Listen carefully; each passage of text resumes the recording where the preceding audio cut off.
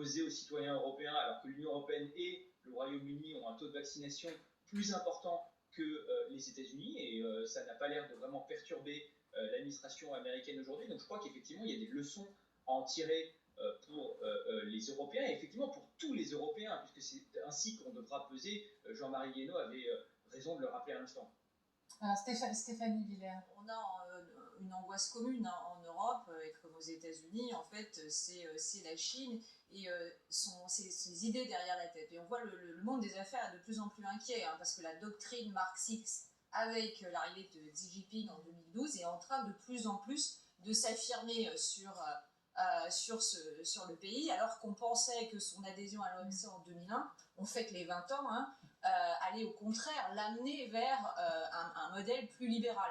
Maintenant que le monde des affaires est en train de comprendre que pas du tout, en fait, vous avez entendu les dernières nouvelles où il y a de plus en plus une mainmise du Parti communiste dans les affaires privées, dans les entreprises privées, qu'elles soient étrangères, ça c'est pas nouveau, mais maintenant, depuis qu'elles sont les nationales.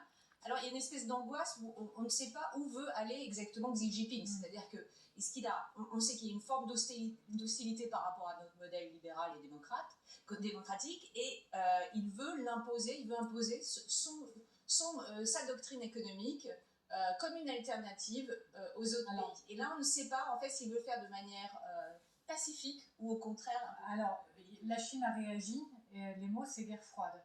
Ils accusent en gros, les États-Unis, on va voir peut-être, la Chine fustige une mentalité de guerre froide. Bon, alors déjà, est-ce qu'on en est là? Bon, peut-être pas, mais est-ce qu'en revanche, le retour de deux blocs où on est avec ou contre la Chine et on suit ou on ne suit pas, on en est là? Ça ne peut pas vraiment ressembler à la guerre froide, parce que dans la guerre froide, les échanges économiques entre le bloc soviétique et les Occidentaux étaient très limités. L'Union soviétique vendait du gaz, quelques matières premières, mais c'était absolument mineur dans les échanges économiques. Aujourd'hui, la Chine, bon, c'est le premier partenaire de l'Australie, mais pas seulement de l'Australie, c'est un partenaire majeur pour l'Allemagne, pour l'Europe, pour les États-Unis. La Chine est la première détentrice de bons du trésor américain. Donc il y a une interdépendance des économies qui est très très forte, et il y a aussi une circulation des idées. Alors la Chine essaye de mettre, comme on dit, une muraille de Chine virtuelle pour l'Internet, mais en même temps, elle sait très bien que l'efficacité de ces entreprises, la gestion des données, ne permettent pas une coupure complète. Et là, elle doit se reposer sur des algorithmes. Ce qui pose une question par rapport à ce qui vient d'être dit sur les entreprises, parce que moi, paradoxalement, je pense que plus Xi Jinping essaiera de contrôler les entreprises, plus il se rapprochera, enfin il en est très loin pour le moment, d'un modèle qui viendrait peu à peu soviétique, de contrôle par le parti, qui finirait par ossifier l'économie chinoise. Et Xi Jinping, il a de ce point de vue un problème qui est comparable à celui des Occidentaux. Les Occidentaux, ils ont des entreprises gigantesques qui sont toutes américaines, Google, Amazon, Facebook, Microsoft, qui sont des gestionnaires de données et qui sont un autre pouvoir. Et en Chine, maintenant, avec Tencent et un certain nombre d'Alibaba et d'autres, on a la même situation.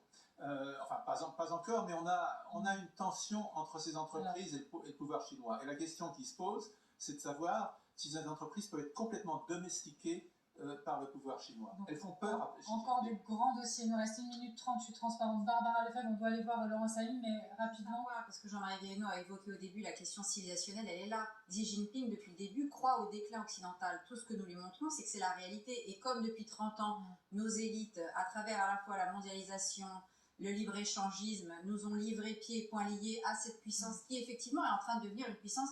Il y a une forme de néo-totalitarisme. Et la prospérité commune que Xi Jinping est en train de développer sur un ton un peu maoïste, c'est quelque chose qui relève effectivement d'un danger à la fois d'un point de vue civilisationnel, d'un point de vue économique, mais d'un point de vue aussi militaire. Donc on voit bien là que montre quelque chose qui peut devenir une menace extrêmement grave, comme on n'en a pas connu depuis les années 30. Indéniablement, on en reparlera, le temps file. Laurent Saïm, très rapidement, pour la suite, comment ça peut se passer?